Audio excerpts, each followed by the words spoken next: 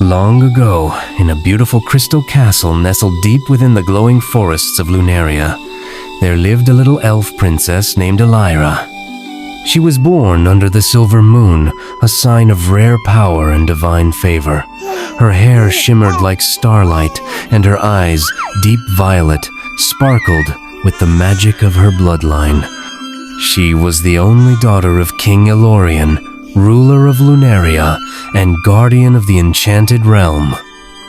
King had a twin brother, Lord Malrek. The palace was a place of laughter, music, and moon-blessed magic the day Elra was born.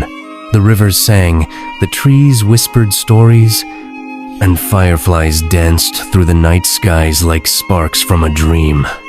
Elra was loved not just by her people, but by the forest spirits, the fairies, and even the wind. But magic cannot protect from betrayal. When Elra was just 6, tragedy struck. Her mother passed away. Little Elra sat crying beside her dead mother. 2 years. Her father, brave and wise, was ambushed on his journey to the Crystal Mountains. His death shattered the realm. No body was ever returned. No witness survived.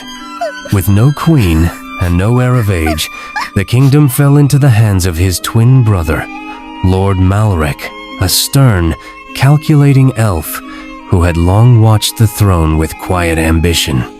Malrek moved into the palace with his elegant wife, Lady Elra, their proud daughter Ceres, and quiet son Kaelin.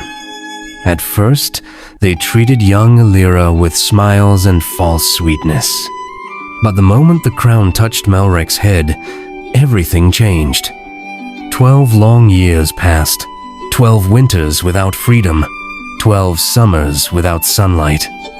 In the eastern wing of the palace, the part forgotten by most, lived a girl cloaked in dust and silence. She was no longer called princess. To the courtiers, she was a servant. To the nobles, she was a ghost. To Lady Elra, a threat. To King Malrek, an inconvenience. But to herself, she was still her father's daughter.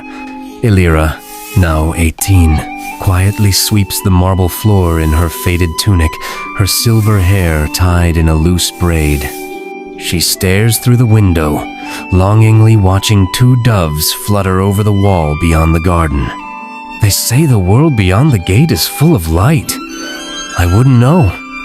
I've never seen the market, never touched wild grass, never spoken to anyone who didn't whisper.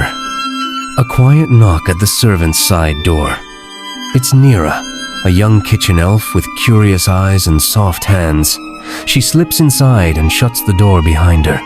At noon, wear the cloak. I'll distract the guards near the west gate. Elra gasps, heart pounding.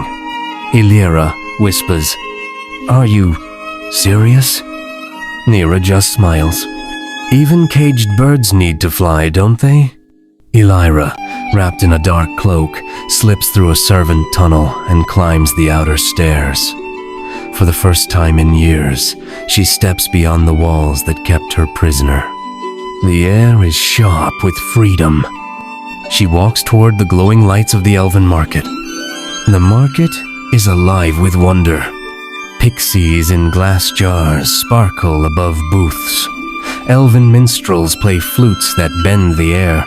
Merchants sell floating crystals, moon apples, singing petals. Elra watches, wide-eyed, overwhelmed by beauty. She moves like a child discovering a new world. A little wood elf girl, no older than 7, skips up to her holding a flower crown. "You have pretty hair. You want this?" offers it. Elra, softly, Yes, thank you." They sit together. The girl shares honeyed fruit, and they giggle as fireflies buzz past. For the first time in her life, Elra feels real. Elra hurries back toward the gates, her heart light, steps silent. But before she can enter, a guard's voice booms. "Halt! You there. Elra is dragged before King Mulric and Lady Elra. The court chamber flickers with firelight. The queen's eyes blaze with fury. She dares disgrace this house. She brings shame to the bloodline. My king, she must be punished. King Mulric stands, unmoved. Take her to her chamber. Lock it. Elra says nothing, but her eyes hold a fire that hasn't been seen in years. No food, no warmth, no light. Elra lies curled on the stone floor, wrapped in her own arms. The door creaks. It's Kalen, her cousin. He sets down a plate of food and a flask of water. Why do you help me? Because you're my cousin. Because no one else will. She gives him a look that is both grateful and sad. And far beyond the kingdom, in a palace carved into the side of a mountain, the new emperor of Vaelthar, Thalion the Stormbinder, was being crowned. A king of power, a king of mystery,